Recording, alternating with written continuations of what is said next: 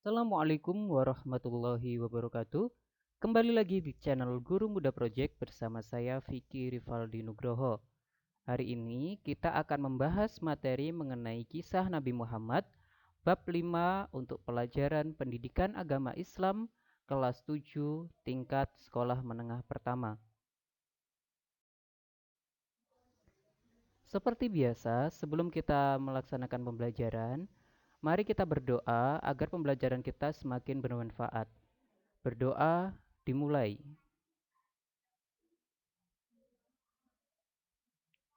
Selesai.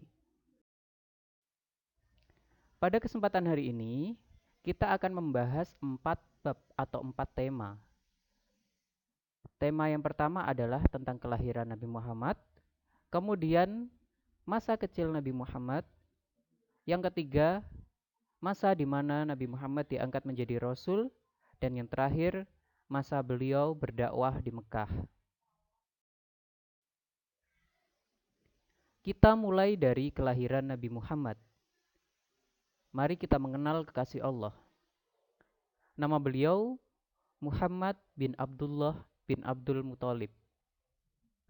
Beliau lahir di Makkah 12 Rabiul Awal atau 20 April 571 Masehi.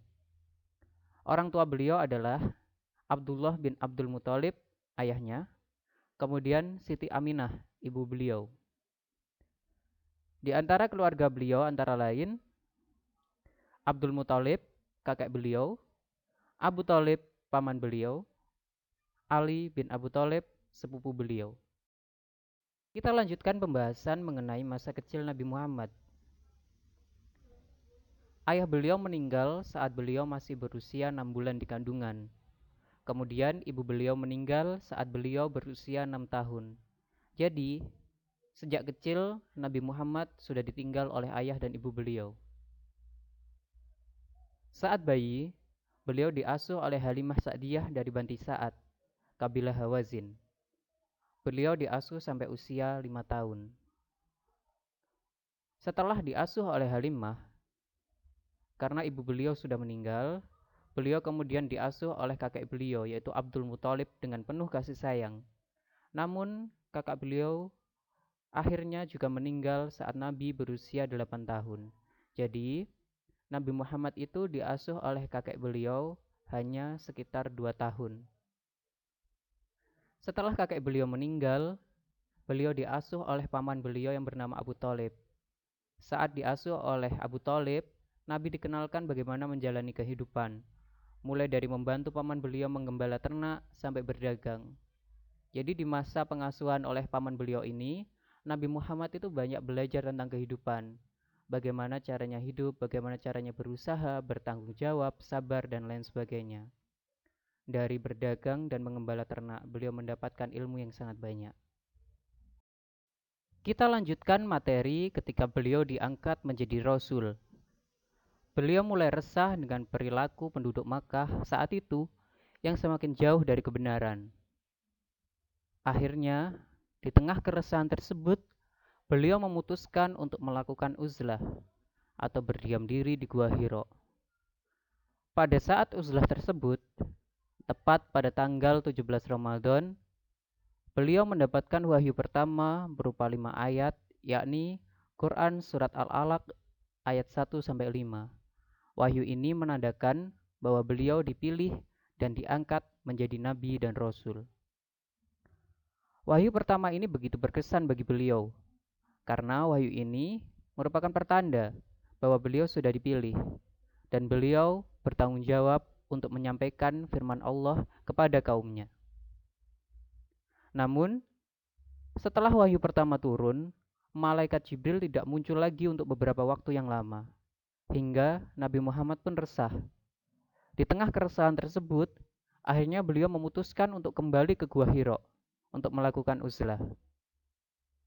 Di saat masa penantian tersebut, akhirnya malaikat Jibril datang membawa wahyu kedua, yakni Quran Surat Al-Mudathir ayat 1-7.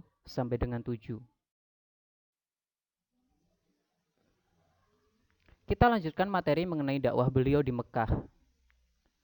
Setelah turunnya wahyu kedua, Nabi Muhammad mulai mengajak orang-orang terdekat beliau untuk memeluk agama Islam. Kemudian, di antara beliau terkenal menjadi as-sabiqunal awalun atau orang-orang pertama yang memeluk agama Islam.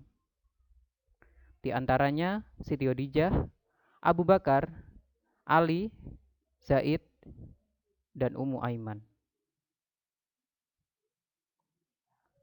Setelah generasi as-sabiqunal awalun, semakin banyak orang yang memeluk agama Islam. Di antaranya Utsman bin Affan, Bilal bin Rabah, Abdullah bin Mas'ud, Ummu Salamah, Asma binti Abu Bakar, dan masih banyak lagi. Awal dakwah Nabi memang sembunyi-sembunyi di rumah Arqam. Kemudian turun wahyu ketiga, Quran surat Al-Hijr ayat 94 sampai 95 dan Quran surat Asy-Syu'ara ayat 214 sampai 215 sebagai pertanda bahwa beliau akan mulai berdakwah secara terang-terangan. Pertama kali beliau berdakwah secara terang-terangan adalah di kaki Gunung Safa. Lalu, bagaimana respon penduduk Mekah? Penduduk Mekah secara terang-terangan mayoritas menolak dakwah beliau. Kaum kafir Quraisy meminta paman beliau, yakni Abu Thalib, untuk menghentikan dakwah keponakannya. Namun, ketika mendengar kabar tersebut, Nabi Muhammad secara tegas tidak mau menghentikan dakwahnya. Bahkan, beliau ditawari hal-hal yang menjanjikan, mulai dari pangkat, mulai dari kekayaan, hingga wanita. Iman beliau tidak tegas sama sekali, tidak goyah sama sekali, tetap tegar bahwa beliau memilih untuk meneruskan berdakwah. Karena permintaan dari penduduk Mekah, kaum kafir Quraisy tidak dipenuhi oleh Nabi Muhammad, permintaan untuk menghentikan dakwah secara tegas ditolak oleh Nabi Muhammad, maka kaum kafir Quraisy mengadakan boikot atau menghalangi umat Islam untuk berkembang. Di antaranya adalah kaum kafir Quraisy tidak akan menikahi orang Islam. Yang kedua, tidak akan jual beli dengan orang Islam. Yang ketiga, tidak berbicara dan tidak akan menengok orang Islam yang sakit. Yang keempat, tidak mau mengantar orang Islam yang meninggal ke kubur. Dan yang terakhir, tidak akan pernah menerima permintaan damai dari umat Islam.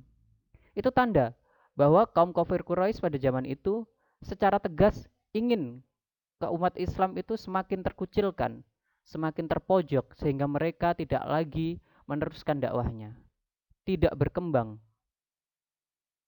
Secara tegas kaum kafir Quraisy ingin melemahkan Islam di Mekah pada saat itu. Demikian pembahasan pada kesempatan kali ini. Apabila ada salah kata dan perbuatan, saya mohon maaf.